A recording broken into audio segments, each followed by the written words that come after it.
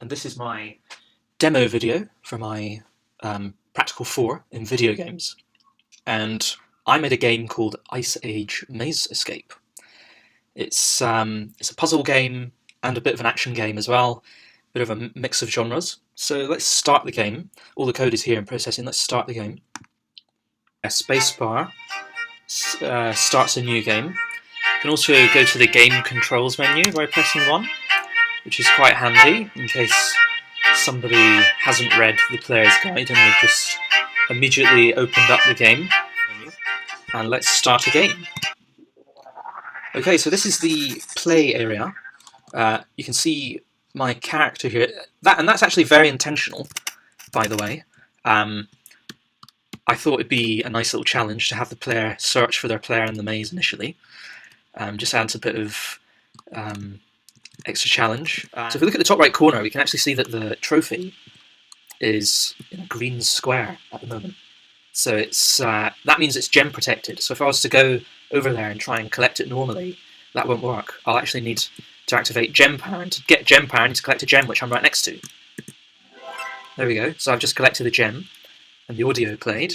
So as you can see, I can't collect it because it's gem protected normally. So to collect it, I need to activate my gem power by pressing 1, which corresponds to the inventory slot, and then I select it like that. Okay, so we've completed that level, and now we get this game summary screen. So I've got 42% of health, which is kind of useful because that means that when I start the next level I should probably look for a snack immediately. I've got 2 rocks in possession, which is also useful in case I need to immediately use them on the next level. And yeah, the next temperature will be -1 degrees Celsius. So press the spacebar to continue. Okay, look for my character. Yep, I'm there in the bottom right corner. Okay, there's an enemy. There we go. Got him. Now I've got 1 more rock, which is good. There we go. Thankfully I got that enemy as well. Okay, now I need to get that snack, because it's quite low on health. Now this time the trophy is not gem protected, the trophy is in the top left corner. So I'm actually going to try and find a route to immediately that snack, and we're going to move on to the next level. So yeah, the overall aim is to get as many points as possible, collect as many trophies as possible, and to keep going until the player dies. See how many points, how many levels we can complete. So let's collect the trophy, move on. Okay. Okay, there's the player. I've only got 1 rock, so I'm going to have to probably use my gem power there to collect that one, and then we've got that one. But there's another one. I'm going to suffer. Yeah, so now the slip is really quite dramatic. Oh, I'm in a bit of trouble here. Now, it is possible to try and evade these.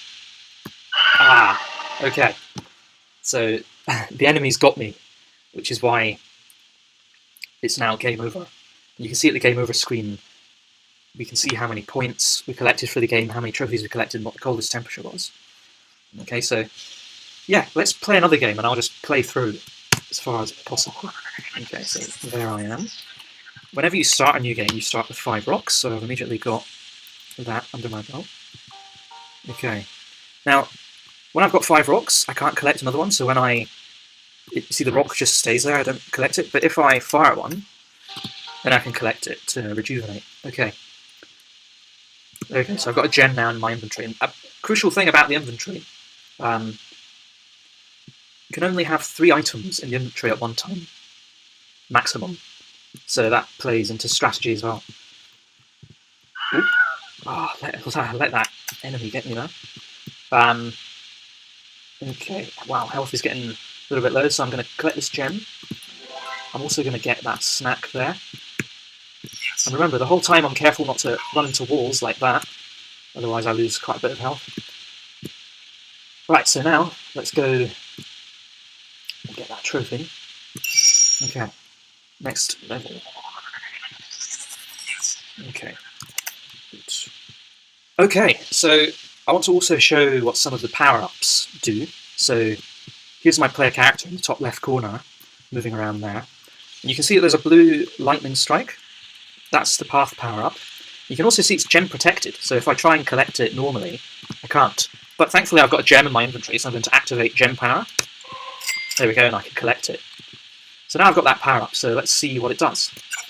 Oh, there we go. It shows me temporarily, for a few seconds, the path to the trophy. which is very handy in certain situations, especially later when there's a lot more pressure. Okay, so let's collect that trophy. Okay, so now I can show you the other power-up, which is the enemy power-up, which is there. And this time it's not gem protected, so I can just collect it like normal. Now what this does is it destroys all the enemies in the maze in one go. So I'm going to activate it by selecting 2. And there, you can see all the enemies were destroyed, and you can also see that I collected all the points as well. So remember, it's 10 points for each enemy destroyed, and you get all those points when you activate that power-up. Hello, so I've managed to play quite well. I'm on, yeah, you can see the current temperature is -3, and I just want to illustrate the slip. So you can see my character is kind of slowing down. You can see there that my character was slipping when I was moving around. So yeah, overall, I think there are lots of cool features in this game. I think it provides a really fun experience for the player, and yeah, like it has a lot of strategic elements in it. So, for example, you always want to make sure your inventory is quite well stocked. You always want to make sure that you've got plenty of rocks in supply. You're always looking at lots of different areas of the maze at once, which provides quite a good challenge for the player, especially when the health starts decreasing at a faster rate and there's a bit of slipping going on, which forces the player to sometimes go into the walls like that. So it does become quite a bit harder as well, which keeps players engaged. And lots of little cool features as well, like, for example, these enemies, you know, they kind of oscillate around when they move, so they can sometimes be quite tricky to hit with the rocks. You know, if I'm, like there, I just missed that enemy because of the oscillation. And yeah, all the items, there are lots of cool features in this game, and I hope you enjoy playing it.